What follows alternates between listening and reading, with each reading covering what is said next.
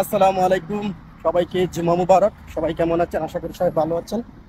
আলহামদুলিল্লাহ আমি ভালো আছি। তো বন্ধুরা, অনেকদিন পর চিন্তা করলাম যে আপনাদেরকে টাকার যে রেট আছে বর্তমান আরব আমিরাত, দুবাই, যে এক দেড়হামে কত টাকা।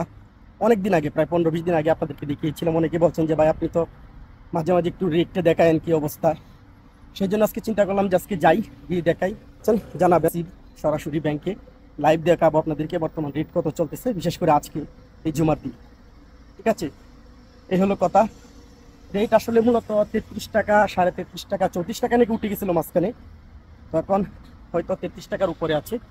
দেখা যাক, গেলেই বোঝা যাবে কত আছে। রেট এরকমই, হ্যাঁ, মাঝখানে একবার অনেক দিন আগে 34 টাকার উপরে চলে গেছিল।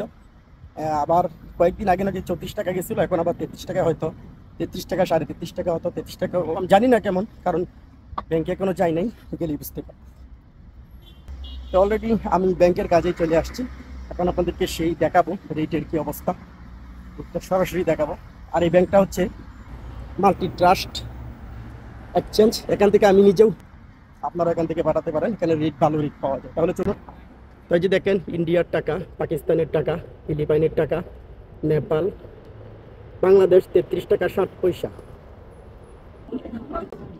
বিমান যায়, দেখেন বিমান যাইতেছে ইমারতে আirlines। যায়, এটা হচ্ছে ফিশ রাউন্ড বোট। এই দিক দিয়ে, আবার এই দিক দিয়ে যদি আসেন, দিক দিয়ে আসলে এখানে আপনার আমির সেন্টার আছে একটা, এই যে এটার পাশেই হচ্ছে এটা, হ্যাঁ, এটার পাশেই এই ওই আপনার এক্সচেঞ্জটা। এখানে ভালো রেট পাওয়া যায়। তো আমি এখান থেকে টাকা পাঠাই মূলত। তো দেখলেনই আপনারা রেটটি আজকে। আজকে রেট হচ্ছে আপনার 33 টাকা 60 পয়সা। তো আমি শুনেছি যে এই রেটটা নাকি গত কয়েকদিন ধরেই আছে। তবে অনেকে বলছিল 33.5 টাকা চলে গেছে। তো যেটা দেখলাম এখন লাইভ আপনাদেরকে দেখালাম, এটাই হচ্ছে লাস্ট আপডেট। তো এই হলো কথা।